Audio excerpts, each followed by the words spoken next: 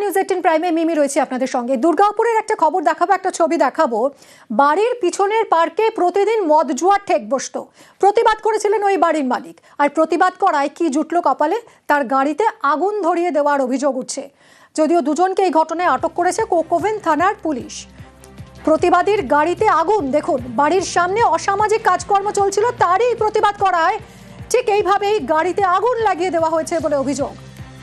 বাড়ির পিছনের পার্কে প্রতিদিন মদ জুয়ার ঠেক, প্রতিবাদ করায় গাড়িতে আগুন ধরানোর অভিযোগ। দুজনকে আটক করেছে কোকোভেন থানার পুলিশ।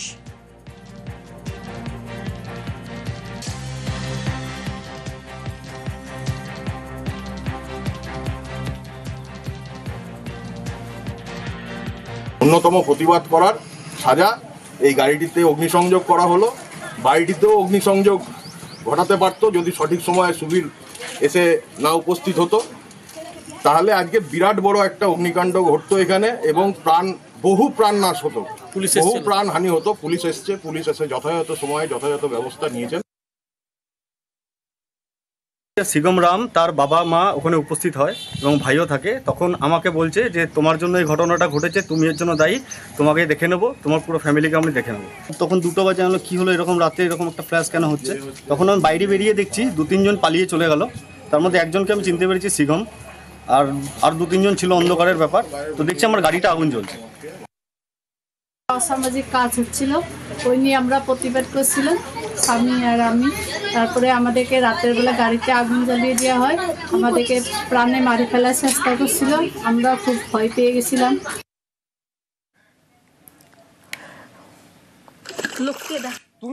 গাড়ি পার্কিং নিয়ে বচসা, আর তার জেরে কি হলো দেখাবো পানিহাটিতে। যুবককে গালিগালাজ, মারধর, গাড়ি পার্কিং নিয়ে স্থানীয়দের সঙ্গে ওই যুবকের বচসা বাঁধে। তারপর সেই যুবককে মাটিতে ফেলে বেধড়ক মারধর চলল। গাড়ি মোবাইল ভাঙচুরের অভিযোগ। পানিহাটির প্রান্তনগরের ঘটনা চাঞ্চল্য ছড়িয়েছে এলাকায়। ঘোলা থানার পুলিশ পরিস্থিতি নিয়ন্ত্রণে আনে।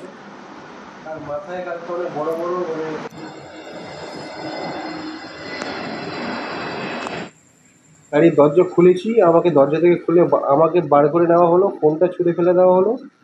তারপর তো 10 থেকে 12 জন মিলে আমাকে মারে। আমি পুরো ব্ল্যাক আউট হয়ে গেছিলাম, কে কোন দিক দিয়ে মারছে না মারছে আমি কিছুই জানি না। আমার গাড়ির পেছনের ছোট কাঁচ যেটা, ওটা খুলে বেরিয়ে ভেঙে গেছে, ভেঙে দিয়েছে। হ্যাঁ, আমার ফোন ভেঙে দিয়েছে, ফোনটা ছুঁড়ে ফেলে দিল, ক্যামেরা ভিডিও করছিল, ফোনটা দিয়ে ছুঁড়ে ফেলে দিল, ফোনও ভেঙে গেছে, গাড়ির পেছনের কাঁচটাও ভেঙে ফেলে দিয়েছে। দুর্গাপুরে দেখালাম এইমাত্র যে কিভাবে প্রতিবাদীর গাড়িতে আগুন লাগিয়ে দেওয়া হয়েছে, আর খড়ি বাড়িতে একেবারে ধরে লাঠিপেটা করা হলো প্রতিবাদীকে। বেপরোয়াভাবে ট্রাক্টর চালানোর প্রতিবাদ করেছিলেন এই প্রতিবাদী। আক্রান্ত শিলিগুড়ির বেসরকারি হাসপাতালে ভর্তি, এমন মার মারা হয়েছে তাকে। পাল্টা গালিগালাজ, মারধরের অভিযোগ। তদন্ত শুরু করেছে খড়িবাড়ি থানার পুলিশ।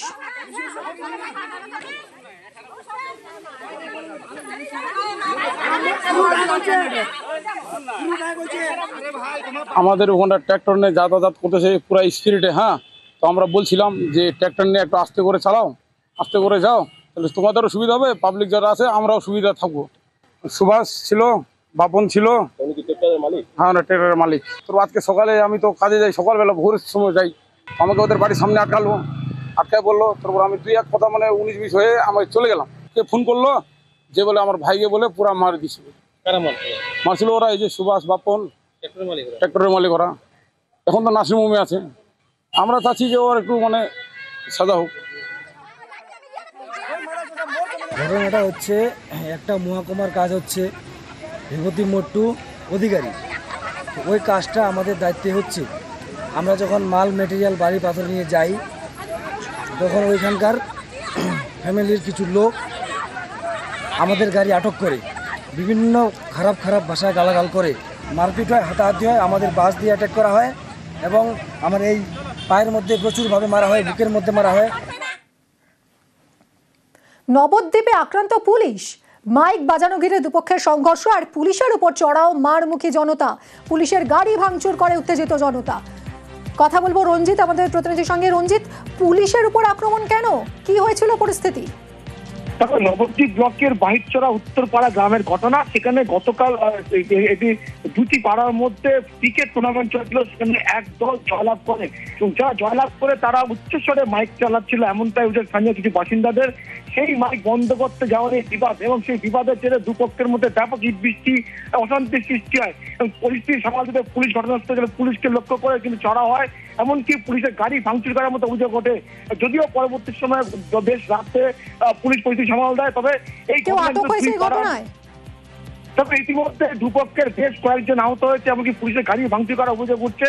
যদিও পরবর্তী সময় পুলিশ পরিস্থিতি নিয়ন্ত্রণে আনে, তবে যে ঘটনার সূত্রপাত হয়েছিল মূলত খেলার জেতার পরে যে মাইক বাজাচ্ছিল সেই মাইককে বন্ধ করা নিয়েই কিন্তু অশান্তি সূত্রপাত। পুলিশ পরিস্থিতি নিয়ন্ত্রণে আনতে গেলে পুলিশের উপর চড়া হয়েছিল দুপক্ষের মধ্যে। একদম, এবার পুলিশের উপর যারা চড়াও হলো তাদের বিরুদ্ধে কি ব্যবস্থা নিল পুলিশ? ইতিমধ্যে পুলিশ তদন্ত শুরু করেছে এবং কারা এর সাথে যুক্ত ছিল, তারা এবার পুলিশকে আক্রমণ করলে সবটাই পুলিশ তদন্ত করে দেখছে। বেশ কয়েকজনকে আটক করে জিজ্ঞাসাবাদ শুরু করেছে নবদ্বীপ থানার পুলিশ। ধন্যবাদ। এটা খেলা করে একটা কেন্দ্র রয়েছে। আচ্ছা, দিয়ে ওই খেলা করে এটা বক্স মাইক বাজানো করে ওর দুই দলের ঝামেলা হয়েছে। আমি জানিও না তো কিছু। আচ্ছা, তো ঝামেলা হচ্ছে, ঠেকাতে গেলাম, ঠেকাতে গিয়ে পুলিশ আমাকে বলল তুই চলে যা। দিয়ে আমি ঘুরে যেয়ে আসতে গিয়েছি আর তখন ইট ঠেঙা আমার কপালে।